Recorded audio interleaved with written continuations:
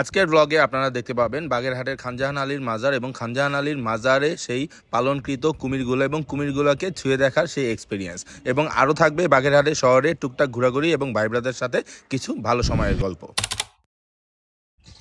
হে বাংলা মানুষজন, কেমন আছেন আপনারা? আমি হাসান সেতু চলে এসেছি আপনাদের সাথে নতুন আরেকটা ট্রাভেল ব্লগ নিয়ে। বেসিক্যালি আমি আছি ফকিরহাটে। হ্যাঁ, ফকিরহাট হচ্ছে তানিশা ইয়াসমিনের দাদাবাড়ি থেকে আমরা ঘোরাঘুরি করছি 2-3 দিন। তো আজকে আমি আরেকটা ব্লগ আপলোড করতেছি, সবাই বিদায় নিয়ে নিচ্ছি এই বাড়ি থেকে। এখান থেকে আমরা যাব বাগেরহাটের উদ্দেশ্যে। আসলে রাস্তায় যেতে যেতে আমার কাছে মনে হতেছিল ক্যামেরাটা একটু ঘোলা একটু পরিষ্কার করে নিলাম। পরিষ্কার করার পরে দেখেন একদম ঝকঝকা। আসলে ঝকঝকা এই কারণ এত চকচকে রাস্তার মধ্যে বাইক চালানোর ক্লিপ যদি ঝকঝকা না হয় তাহলে আসলে মজা নাই। ব্যাপারটা হইতেছে যে খুলনার এই সাইডটাতে এর আগে 4 থেকে 5 বছর আগে আমি এর আগে আসছি, কিন্তু তখনকার সময় রাস্তা এতটা ভালো ছিল না, যদিও গাড়িতে ছিলাম। বাট বাইকে এবার এসে আসলে রাস্তাটা আমি অনেক বেশি উপভোগ করছি। যখন আপনি এখানে চালাতে হাতের বাম পাশে 60 গম্বুজ মসজিদ দেখবেন, তখন আপনি বুঝতে পারবেন যে অলরেডি আপনি বাগেরহাট শহরের কাছাকাছি চলে আসছেন। বাগেরহাটের এই 60 গম্বুজ মসজিদ বাংলাদেশের 600 বছর পুরনো এক ঐতিহ্যবাহী মসজিদ। বাংলাদেশে থাকে কিন্তু বাগেরহাটের এই 60 গম্বুজ মসজিদ কেউ দেখে নাই বা চেনে না, এটা আসলে অবাক করার মতো ব্যাপার। বেসিক্যালি দাঁড়াচ্ছি না, দেখতেই পাচ্ছেন বাগেরহাটের 60 গম্বুজ মসজিদ। তো এখন যাব তানিশা ইয়াসমিনের খালাবাড়িতে। তানিশা ইয়াসমিনের এক কাজিন আছে, যে এই কাজিন আসলে আমার কাজিনের মতোই, যদি আমার শালাবাবু। তো ওদের বাসায় যাচ্ছি। যাওয়ার আগে আসলে 60 গম্বুজ মসজিদ একটু দেখে গেলাম। তো ভিতরে ঢুকতেছি না, চেষ্টা করব পরের ব্লগে আপনাদের ভিতরে নিয়ে যেতে। আমি জানি ম্যাক্সিমাম মানুষজন দেখছেন, আমিও এর আগে 2বার আসছি, তো এই নিয়ে 3বার হবে।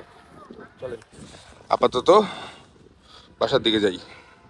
বাগেরহাটের শহরে ঢুকে গেছি। শহরে ঢুকতে না ঢুকতেই আমাদের আরেকটা কাজিন আছে সজীবের সাথে দেখা। সজীব রিসেন্টলি বিদেশ চলে যাচ্ছে।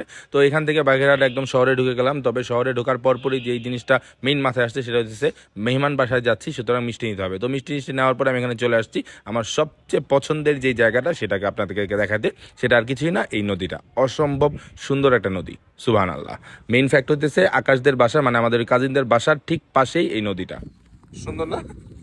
হ্যাঁ, চলে আসছি আসলে কাজিনের বাসায়। তো আজকে শুক্রবার, একটু পরে জুমার নামাজ মিস করা যাবে না কোনোভাবেই। আসলে কোনো নামাজই মিস করা উচিত না। তো আমি সবসময় চেষ্টা করি জুমা যেন মিস না হয়। যাই হোক, চলে আসছি বাগেরহাটে। মোস্ট প্রবাবলি এটা পৌর পার্ক। তো এরা কাছে, খুব কাছে এই এরিয়াটা। তো লম্বা একটা জার্নির পরে যখন আপনি নামাজ পড়বেন, শাওয়ার টাওয়ার নেওয়া ফ্রেশ হওয়ার পরে, তখন আপনার মনটা একদম ভালো হয়ে যাবে। আসলে আমার অনেক রিফ্রেশ লাগতেছিল নামাজটা পড়ার পরে, যদিও এখন পর্যন্ত রেস্ট নেই। তো খাওয়া দাওয়া করে একদম রেস্ট নিব, বাট রেস্ট নেওয়ার ইচ্ছা কম, ঘোরাঘুরি করতে হবে। তো এই গলির ভিতরেই আমাদের কাজিনদের বাসা। এখানে যাওয়ার পরই আসলে বিরিয়ানি খাবার দিছে সবাই। আমরা দস্তরখানায় বসে খেতে বসছি সবাই একসাথে। তো আমি ভরপেট খাইছি, বিরিয়ানি অনেক মজা ছিল। তো ওইখান থেকে শেষ করার পর একটু রেস্ট নিয়ে আমরা ঘুরতে বেরোইছি। ঘুরতে যাচ্ছিলাম, তবে যাওয়ার আগে রাস্তার পাশে এই রাস্তার একটা অনেক ভালো লাগতেছিল। একদম পরন্ত বিকালবেলায় এই টাইমে এই রাস্তাটা অসম্ভব সুন্দর। আসলে পুরো বাগেরহাট শহরটাই আমার কাছে অনেক বেশি ভালো লাগছে। এখন আমরা যাচ্ছি মোস্ট প্রবাবলি মুনি ব্রিজে অথবা মুনিগঞ্জ ব্রিজে, আমার ঠিক এক্স্যাক্টলি মনে নেই। ব্রিজটা অনেক সুন্দর, অনেক বেশি সুন্দর, কারণ এর ঠিক পাশেই ছিল এই ভৈরব নদী। ব্রিজের উপর থেকে নদীর ভিউটা অসম্ভব সুন্দর লাগতেছিল, সুবহানাল্লাহ। আসলে আমার নদী অনেক বেশি পছন্দ, ঠান্ডা শান্ত নদী, খুব ভালো লাগতেছিল, সুন্দর একটা এনভায়রনমেন্ট। আমার মনে হয় বাগেরহাটের অন্যতম সুন্দর জায়গাগুলোর মধ্যে এই একটা মুনিগঞ্জ ব্রিজ। তো এখানে আমাদের কিছু ভাই ব্রাদার চলে আসছিল, রোড রাইডার আরআরজেড স্টিকার লাগানো বাইক। আসলে আমাদের খুব কাছের ছোট ভাই। এখানে একটা স্টান রাইডারও আছে, সেটা হচ্ছে সাগর এখানে বাগেরহাটে স্টান করে। আমাদের রোড রাইডার আরআরজেড এর খুব ক্লোজ ছোট ভাই, এবং খুব তাড়াতাড়ি রোড রাইডার আরআরজেড এর এনলিস্টেড মেম্বার হতে যাচ্ছে। এবং তাদের সাথে অনেকক্ষণ আড্ডা মেরে আমরা এখান থেকে রওনা দিই। প্রায় সন্ধ্যা হয়ে যাচ্ছিল। আমরা সবাই মিলে আসলে এক কাপ চা খেতে যাচ্ছিলাম। চা খেতে আমরা বাগেরহাটের দরগা শরীফে গেছি। এখানে সাগর দেখেন আরআরজেড লেখা একটা নেম প্লেট আমাকে দেখাচ্ছিল। এরা সবাই গাড়িতে আসছে এবং আমি ওদেরকে বলতেছিলাম, গাড়িতে ঘুরে কি মজা পাও, কেন আসছে চা খাইতে? সবাই মিলে আমরা এখানে চা খাই, কারণ খানজাহান আলীর মাজারের সামনে যে দোকানগুলো আছে এখানে চাগুলো অনেক ভালো, টেস্টি। আমার কাছে আসলে ভালো লাগছে, আমার মনে হয় আপনাদের কাছেও ভালো লাগবে। সেখান থেকে আমরা শহরের ভিতর দিয়ে বাইক চালায় আবার পৌর পার্কে চলে আসি। পৌর পার্কে কিছুক্ষণ আড্ডা মারি। পরদিন সকালবেলা উঠেই দেখি তানিশা ইয়াসমিন ঘর ঝাড়ু দিতেছে এবং আমাদের ঝাড়ু দিয়ে বাড়ি দেখাইতেছিল।